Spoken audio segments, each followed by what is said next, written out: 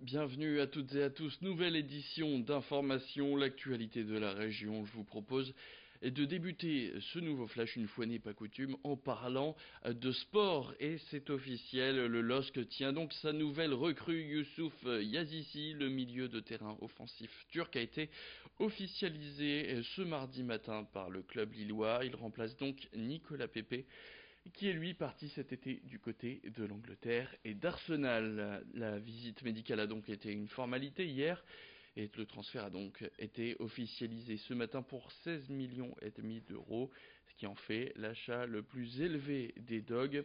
Le défenseur edgarier a lui été intégré dans le transfert et fait donc le chemin inverse direction le club turc de Trabzonspor. Ce qui fait donc que pour ce mercato, le LOSC a dépassé les 70 millions d'euros de dépenses et 158 millions d'euros de ventes, et pourrait même bien passer la barre des 200 millions d'euros si Boubakary Soumaré venait à être cédé cet été.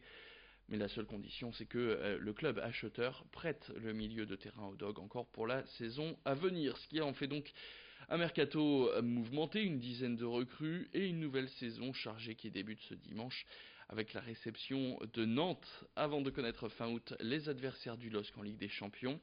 À quelques jours de la reprise, alors dans quel état d'esprit sont les supporters? Eh bien, pour le savoir, Margot Sailly est allée à la rencontre du président de la section du LOSC Chagnaud-Tourcoing, Franck Defenin, qui est aussi gérant du Chagnaud à Tourcoing. Je vous propose tout de suite de l'écouter. C'est peut-être le petit hic qu'on va avoir cette année, c'est un manque d'expérience en Ligue des Champions. Mais après, je pense que la jeunesse peut peut-être aussi apporter quelque chose dans cette compétition. On sait très bien qu'on va rencontrer des grosses équipes. On risque peut-être de rencontrer le Real de Madrid, Barcelone, Juventus. Et face à ces grosses équipes, si on n'a pas des hommes d'expérience, c'est très compliqué. On l'a vu auparavant. Et André, c'est un capitaine Rennes, joueur d'expérience. Mais bon, en Ligue des Champions, on est vraiment dans le top du football. Vacances maintenant, ça reste tout de même l'actualité aussi. Depuis 1956, les Gîtes de France proposent des hébergements en milieu rural un peu partout dans le pays. Une formule qui séduit une clientèle à la recherche d'un coin de nature pour passer des vacances à la campagne.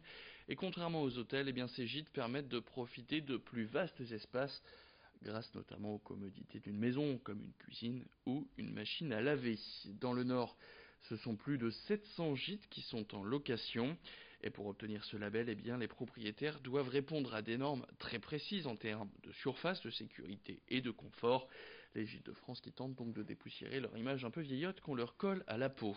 Et près de 25% des propriétaires de gîtes sont agriculteurs.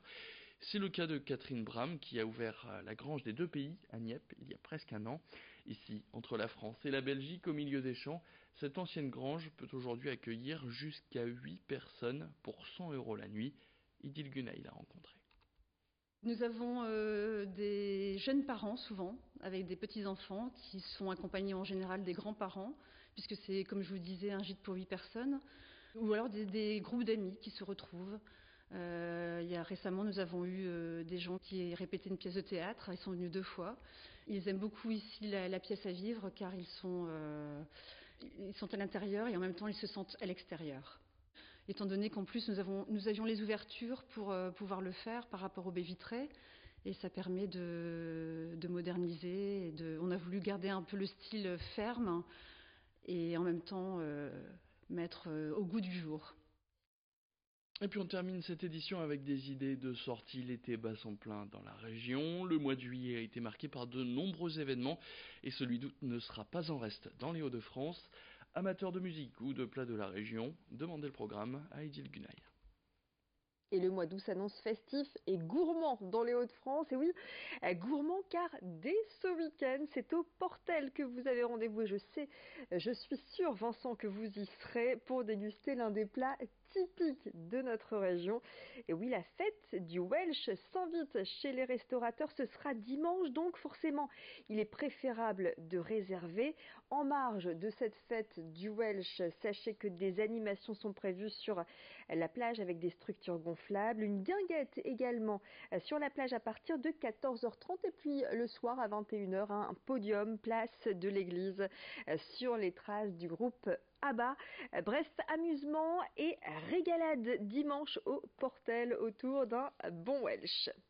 Sur la côte, toujours, place au Touquet Music Beach Festival. Sur la plage du Touquet, ce sera les 23 et 24 août avec une programmation électro sur fond de disco et house. Parmi les artistes annoncés, Kungs, Feder, Étienne de Crécy.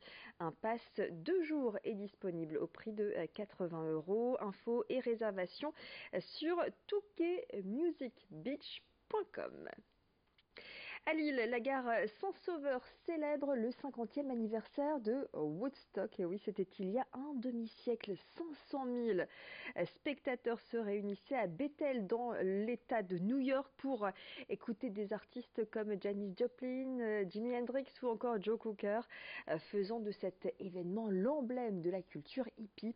Eh bien, ce vendredi 16 août au bistrot de Sanso, le groupe Cheap Wine vous proposera un voyage dans le temps dans les années 70.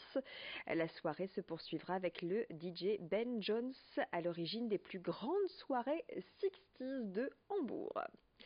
Et puis à Lille, toujours, le festival Clé de Soleil se poursuit jusqu'au 22 août. C'est la 18e édition et comme à chaque fois, il entend dépoussiérer la musique classique et surtout la rendre accessible au plus grand nombre puisque le prix de la place est de 15 €. Cette année, les concerts sont rythmés sur le thème des notes d'humour et la musique de chambre est à l'honneur. Programmation et billetterie sur clédesoleil.com. Merci beaucoup Idil Gunay, vous parliez justement du Touquet Music Beach Festival. Je vous invite à rejoindre nos pages Facebook Grand Lille TV, Grand Littoral TV, si vous voulez gagner les derniers passes. C'est la fin de cette édition, merci à toutes et à tous de l'avoir suivi. Tout de suite la météo.